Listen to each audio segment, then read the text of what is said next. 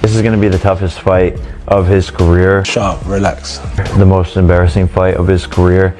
Chair across your face. Yeah, I think he's about to cry. I'm definitely up for fighting. There's a lot of names in the division, for sure. But at the same time, look at what this creates as well. I'm a fighter and I understand that economics of business as well. And this does good. Are you really going to do this? Absolutely. Are we going to do this? For a record payday? To go in and spark Jake Paul before we start the serious stuff in 2026? Don't tell me what we should and what we shouldn't be doing. Anthony Joshua has sent a serious warning to Jake Paul, and this time, it's not just hype. While Paul sees the fight as a major payday, Joshua's team is making it clear that stepping in the ring with him could be extremely dangerous. Promoter Eddie Hearn openly told Paul to understand what he's walking into, reminding him that one clean punch from Joshua could cause real damage. Former heavyweight prospect Moses Adama agreed, saying that fighting Joshua isn't a game and that Paul could face real injury if he's not careful. Anthony Joshua should not get in the way of Fury and Joshua, really, in my view. It's an absolute joke. It shouldn't be sanctioned.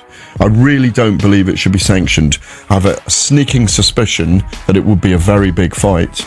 But the biggest thing is us rubbernecking to actually see if they do get to the point where they step in the ring together. Because Jake Paul's an area level fighter, a British area level fighter, and Anthony Joshua is still a killer and a live heavyweight. That should not be sanctioned anywhere in the world, in my view. It's dangerous, mate. Very dangerous. It brings the sport into disrepute. The people that are talking about organising that, they should have a real hard look at themselves. But even Eddie Hearn's kind of teasing he doesn't like it, but you can see the glitz. No, man. There's no price. There is no price. There shouldn't be. There's absolutely no price. Agree with you. In order. Many boxing experts believe Jake Paul isn't just taking a risk, they think he's putting his health on the line. Analysts like Ariel Helwani have warned that Joshua's strength, experience, and history of brutal knockouts make this a hazardous matchup for Paul. With Joshua known for ending fights violently, concerns about Paul's safety are being discussed everywhere in the boxing world. In 3 times.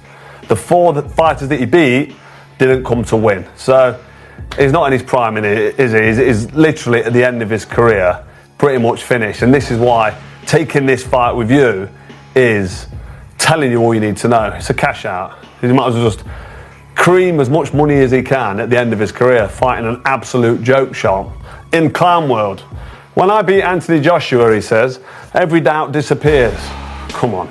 I mean, if this is a straight up AJ versus Jake Paul, then we all know what should happen. This is a 1-round job because AJ, even though he's past his best, even though he's seen better days, he throws a nice 1-2 down the middle. He's got a nice bit of distance, and fake Paul can't fight. He just can't. I don't care what anybody tells me. He can't fucking fight. He lost to Tommy Fury, for crying out loud. You can't jump in with Anthony Joshua now and expect to get a result. So, like, nothing's going to no doubt's going to disappear. Moses Adama urged Paul to think long-term and not let money blind him to the danger. He warned that one wrong move could leave Paul with lasting damage. Former world champion Amir Khan went even further, saying Joshua could seriously hurt Paul, even raising the possibility of brain injuries if the fight goes wrong. Joshua sparked him out in like 2 rounds. Really? Why do you look surprised? I don't. I'm not disagreeing with you. I'm just saying. Come on, bro. You're fighting like one of the best heavyweight fighters in the world against a YouTuber. Like, come on. Like, respect the sport of boxing. And if AJ has to go in there and show these influencers that, listen, you can't fuck about with boxing. You know what I mean? Someone's going to get hurt badly, and this could be one of the first fights where a fighter gets hurt badly, because if you look at the size difference and the power difference, I mean, bro, there could be brain damages going on there. I mean, AJ could hurt him badly, you know. Well, when you look at Francis Ngannou, who's one of the most fearsome combat stars there is. I know it's MMA, but we saw what AJ did to Ngannou. So, and that's why you don't look. You can't be surprised if AJ is going to do the same to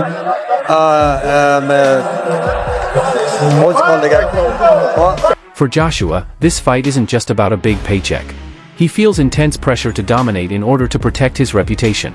Analysts like Johnny Nelson say Joshua is in a tough position. If he knocks Paul out quickly, people will say it was a mismatch. But if the fight goes longer than it should, critics may accuse Joshua of chasing money rather than proving he's still a top-level fighter.